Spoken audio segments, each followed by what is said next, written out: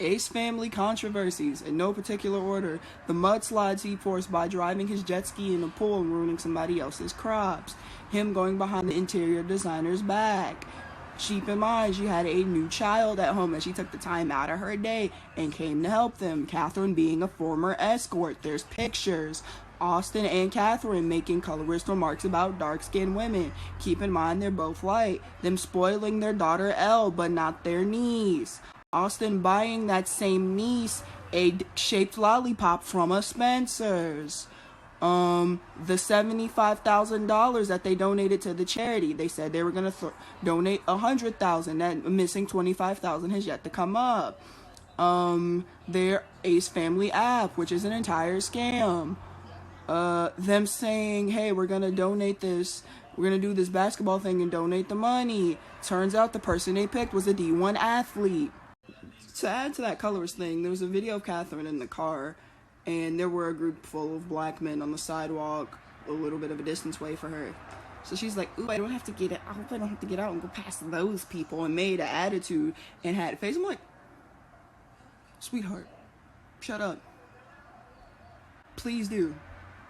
Because you ain't making a good examples for your daughters by making any of those remarks, let alone them past pictures you got floating around. That's none of my business. Now on to Austin. He made colorist remarks saying he wouldn't date a dark-skinned girl. He wouldn't date a black dark-skinned girl.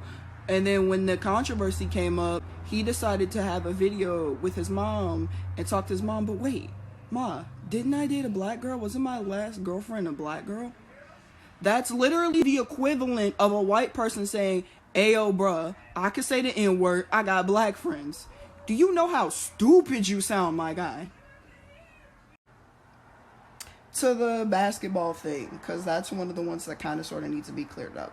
So there was a video with Austin and Catherine, and they said, hey, we're going to have this basketball thing, this is basketball giveaway. If you can get these 10 shots in a row, we'll give you a big chunk of money, you know.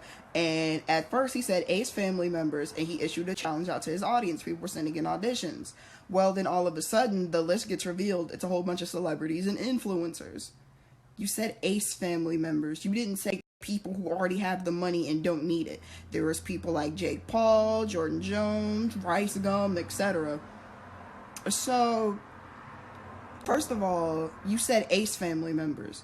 All of those YouTubers and influencers literally make thousands of dollars off of captions. I'm pretty sure they didn't need the money from your petty basketball game. Part 2 incoming.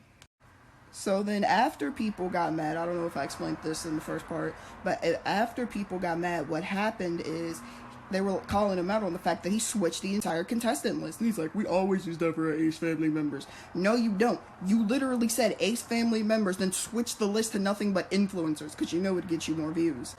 You're wrong for that. And then, for some reason, none of the influencers or YouTubers he picked could bust the 10 shots in a row. So he's like, hey, we're going to go to somebody in the crowd. Keep in mind, this is a private-ish event. Only the few select people they pick are allowed to come in. So he picks this one guy. He's like, hey, you in the audience. Yeah, come try this. So he picks this random white guy out the audience and he busts all 10 shots. And I'm like, dang. Okay, then.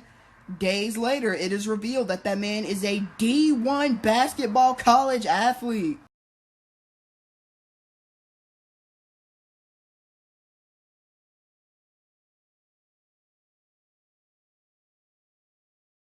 So after people found out that a Division I basketball player who grew up in Beverly Hills with his real estate agent mom won the $100,000, needless to say, people were mad. But then he inserted a clip of the dude saying, hey, thank you for the money, I needed it, where, as far as I'm concerned, and I looked it up, I'll even insert the screenshot in the next part, athletes at that level are not allowed to accept money from certain organizations or to make celebrity appearances.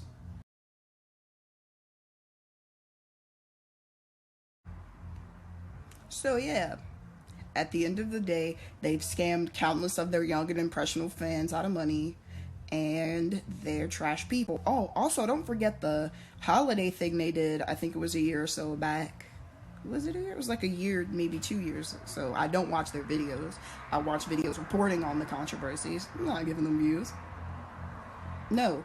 Apparently they had this thing. Oh, well, 3 lucky people who randomly order our merch have a chance to win $1,000 in cash, which means nobody did win, which means they literally did that to funnel traffic to their merch site. So they've forced people to buy their merch. They're forcing their young and impressionable fans to give up their money because kids are kids, they're gonna be stupid, and they've scammed hundreds and thousands of people, along with being colorist and Catherine being an escort. Sorry for the bonnet. My hair has to be protected. And then backyard door, I'm in the kitchen. Next person for the topic of the day, Nikita Dragun, a trans female creator who has said and done so much, yet for some reason she's protected from cancel culture. Update on Gabbie Hanna, Alex James, who is known for his Vine content, one of the only funny Viners who didn't have to use body or stereotypes. King Batch, I'm looking at you. He's most known for his Feather Pit, You're Not Special Vine. He just put out part 1 of a part 2 video discussing Gabbie Hanna and Curtis Lepore, in which Gabbie called his house pretending to be a stalker, pretending to be a hacker, and knew everything about him. At the time, he was actually dealing with an in real life stalker who said he had his information and was stalking his friends and family. So he gave him a heart attack to the point, she gave him a heart attack, I cannot speak today, to the point where he went and grabbed a knife and slept with a knife that night and was paranoid. 2020's not looking good for you, Gabbie.